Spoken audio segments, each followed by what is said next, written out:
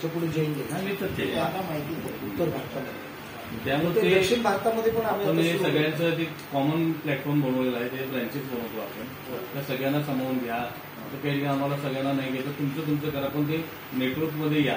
नेटवर्कमध्ये आलं तर त्याचं कनेक्ट होतं सगळं, आणि ते आपण कुठेतरी सरकारला कुठल्या योजनेला पाठवताना कुणीतरी सांगायला पाहिजे आज जैन आहे, कुणीतरी सर्टिफाय करायला पाहिजे. म्हणजे चुकीच्या माणसानं घेतलं तर सगळा समाज बदनाम होतो.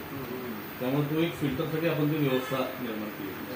तर त्याच्या ऍक्टिव्हिटी तुमच्या सगळ्या ठिकाणी जिथं शक्य आहे ते तुम्ही चालू करा त्या ऍक्टिव्हिटी, आणि त्यात कॉमन तुमचं तर असेलच तर सगळे एकत्र करा त्या जिथे जिथे शक्य आहे, चारही संप्रदायाचे दिगंबरांचे सगळे हा तेच की सगळ्यांना समावून घेऊन ते जाणारे एक प्लॅटफॉर्म पण तो स्ट्रॉंग असला पाहिजे.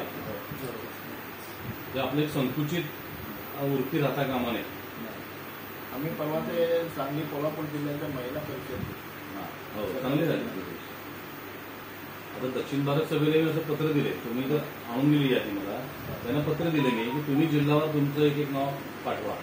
आता पत्र दिली मी 2 महिने झाले, अजून तर काही यादी आलेली नाही. आमची भूमिका सगळ्यांना सामावून घेण्याची, दोन्हीकडून प्रतिसाद पण आला पाहिजे ना त्याला.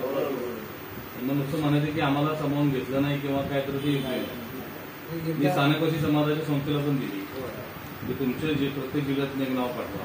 भारतीय जैन संघटनेला दिलं की तुमचं प्रत्येक जिल्ह्यातलं एक नाव पाठवा. हे सगळ्यांचं सर्वसमावेशक ते व्हावं त्या जिल्ह्याच्या कमिटी, कारण अल्टिमेटली मेन इम्प्लिमेंटेशन हे जिल्हा स्तरावर ते जिल्हा समितीच्या माध्यमातून होणार आहे. आम्ही संचालक मुंबईत बघून 5 जण काय राज्य हाकू शकणार नाही. त्यामुळे यात सगळ्यांचा समावेश असावा अशी आपली भूमिका आहे. म्हणून म्हणजे तुम्हाला तुमचं एक आम्ही यात ऍड करू, त्या सगळ्यांचं आपल्याला त्यामध्ये ऍड करून सर्व संप्रदाय त्यामध्ये असतील सगळ्यांचा समावेश. आणि भारतीय जैन संघटनेच्या याला प्रतिनिधी म्हणून आमचे 4-5 लोक गेले होते.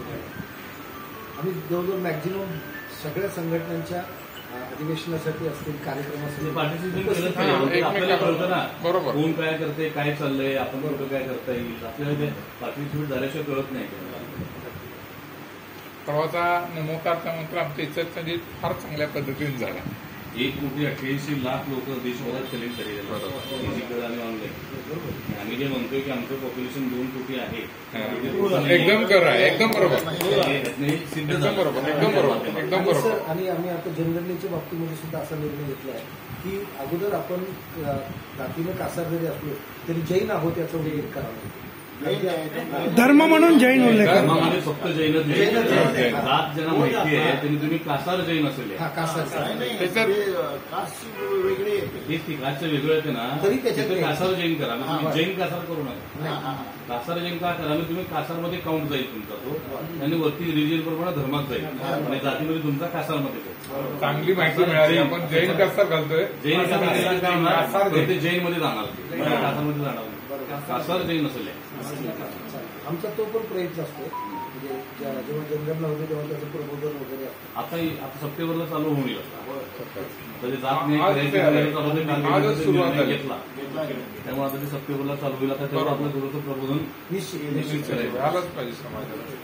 आम्ही आज सुरुवातीला तुम्ही जैन काय डोकं लावूच नका. ज्यांना ओबीसी मध्ये कव्हर होतात, ज्यांना माहिती आहे त्यांनी द्यायला काय हरकत नाही. बाकी खूप कन्फ्युजन होत राहिलं आणि काहीतरी वेगळं होणार. त्याला जे मी करून घेतो.